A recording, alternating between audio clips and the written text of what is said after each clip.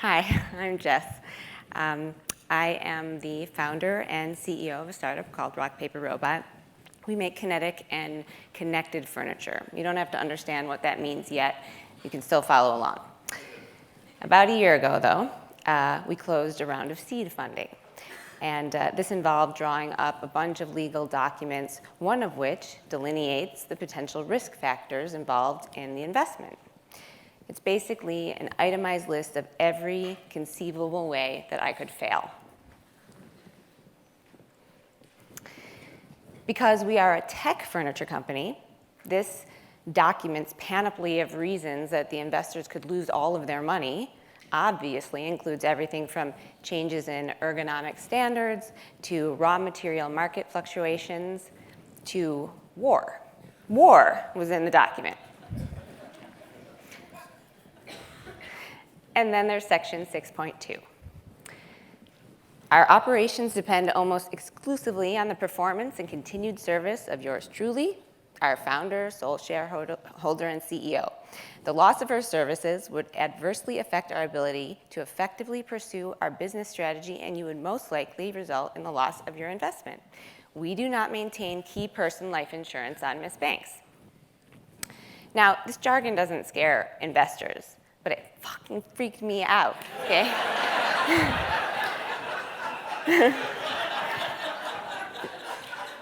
And it wasn't so much the life insurance part, because like I'd be dead. But the thing is, I'm an inventor, and I make things that the patent office and I think don't exist already. So things that other people are going to use and covet. And so don't be fooled by all the stuff you see around you, okay? It's really hard to make something that doesn't exist yet. Really hard. Yet my company actually depends on me to continuously do this. Come up with stuff that doesn't exist yet. Thing was, up to this point, no one had ever required me to invent something. I definitely had not seen it written down on paper. So I totally freaked, and I was like, called up my lawyer, sort of panicked. I said, are we covered if I have some kind of product block, or what?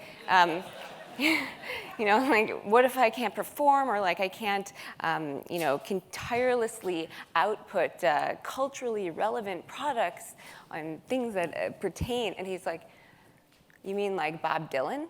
He was mocking me, which actually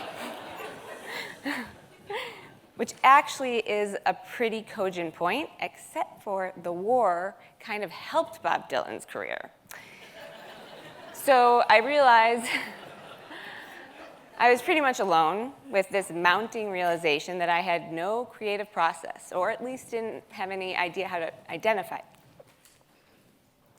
Basically, what I had was, if this ball was a thought, then this is what it feels like in my head. I just kind of walked around with a bucket or something. I don't know what my process was doing. Now, though, I felt totally compelled to figure out if there was some possible way to actually guarantee generation of novelty. So I did some research. I read all the eureka stories about falling apples and soaring kites and self-devouring snakes. I watched a ton of talks. I watched a ton of talks about people, indulgently romanticizing their creative processes. I went to Burning Man, all just to kind of try to figure out how I came up with stuff. And then I did. Rewind. When I was a junior in high school, don't do the math, I went blind over the course of 36 hours. And this was an actual physical blindness. It wasn't psychological. Something actually happened to my eyes. And though I wasn't aware at all of what the trauma was, there was no recollection of some kind of incidental thing. And the doctors didn't know what it was when we went in, and they didn't know if I would see again, and they didn't know what caused it. But it turned out what had happened I had gotten somehow severe corrosions on my corneas. And I even started a minor epidemic. I was the first of 9 cases, none of whom I had known, so it probably wasn't contagious. But it was a really painful, terrifying experience. After about a week, I started to see these like light shadows, kind of like what I see right here, coming back. And then another week, and my eyes actually healed. And they healed better than my previous 20/20 vision, okay? But what also happened, so I got kind of like a natural LASIK, sort of, okay? Which is really kind of lucky, except for I also got increased peripheral acuity. So I can see stuff better out here now, okay? The result of this one was that as much as this might sound like some kind of a superpower, it actually gave me kind of a convergence dyslexia, something that I was only diagnosed with like a decade after this happened when I went to MIT. And so this conducive dyslexia is like a slight problem with the coordination of the eyes. The result of this means that it makes it kind of hard for me to maintain focus on things, definitely on reading, but also at some other strange vantages. And my eyes get extremely tired, and then sometimes I see things that don't exist. So things that look like they're smashing into each other, or being reflected, or floating, or covered in glass shards. This happens to me. And so I make mistakes. And it's kind of like the visual analog to mishearing lyrics of a song. Now, my brain sorts this out in seconds, very quick, way quicker than a decade of singing Don's Early Light in the Star Spangled Banner. But before this happens, where my brain kind of catches up with what's up, I essentially experience a physiological equivalent of belief in something that doesn't physically exist. Okay. Here comes the part of the talk where I kind of start to lose my scientific footing, but bear with me. I believe that my best creative sparks are simply the result of an empirical error from my eyes. And when it happens, it feels very different than conjuring something or imagining. And sure, I am educationally primed to intellectually take advantage of this feature, and this is very, very important. It's part of this whole thing. But my point is that this is not some heady, cerebral process, but actually kind of an anticlimactic, passive state. That being said, it is cognitively and chemically indistinguishable from the functional truth that I usually assume my senses afford me. So for me, the not real is real. Fortunately for my investors, this means that I am a little hardwired or guaranteed to continually do this. But don't fret, because as learning from this, it's very possible we can devise tactics to actually facilitate these experiences. Okay, so thank you for waiting, and now I'm going to show you some of the things that I saw wrong. But first, I would like you to look at me and cross your eyes. And notice, if you can, the negative space in between the two me's. Okay, this is our signature piece. It's a levitating table, and we call it float.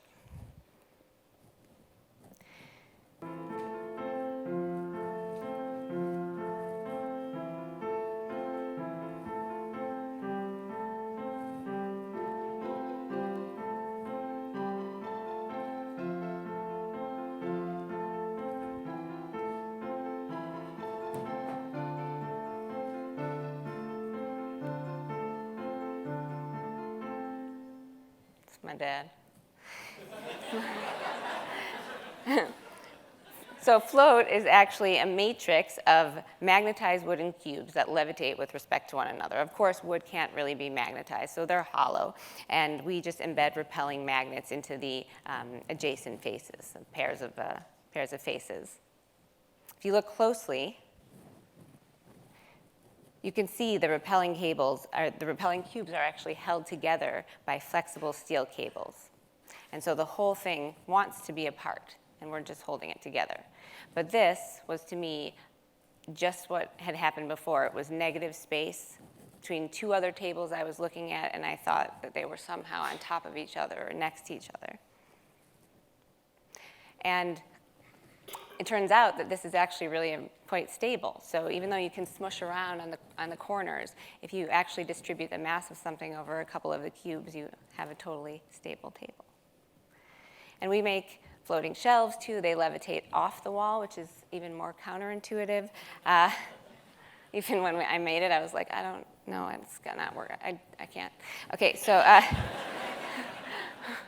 and then the table below that, that's a giant concrete diamond balancing on its point, except for it's not concrete and it's not balancing. It's 41 pieces of corian that are all glued up and then suspended from an internal structure. This is a terrible movie, but it's an example of a robotic chandelier that can respond to the environment. So it could, if you have a big party, it can be big, and then if you sit down for dinner, come in, be small. This one was interesting. So notice the light, it's hard to tell almost where the light's coming from, if it's coming from the top or the bottom or source. Sometimes for me, because of my peripheral acuity, birds are extremely distracting and they scare me. But here, it was kind of like, well, sometimes the birds and the shadows get mixed up.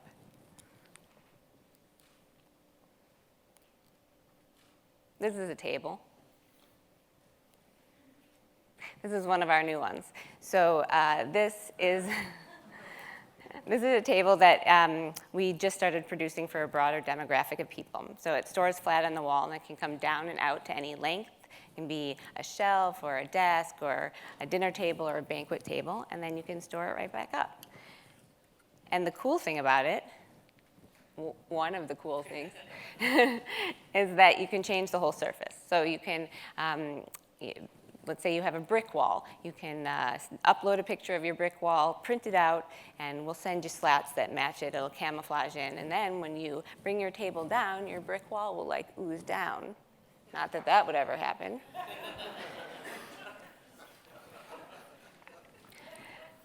Someone asked us after we made these tables, they said, what do you do with the chairs? And we were like, I'll be right back. Thank you, advisor. So we made these chairs to go with them. And this is how they work. They're the only, to my knowledge, foldable ergonomic chairs. They have lumbar support, and they fold really quickly. They're super lightweight with a string, and then they pop out forward. And sometimes when I watch you guys and other people looking at what I make, I wonder if maybe what happened in my eyes was contagious after all. No, I'm just kidding. That was a lame TED ending.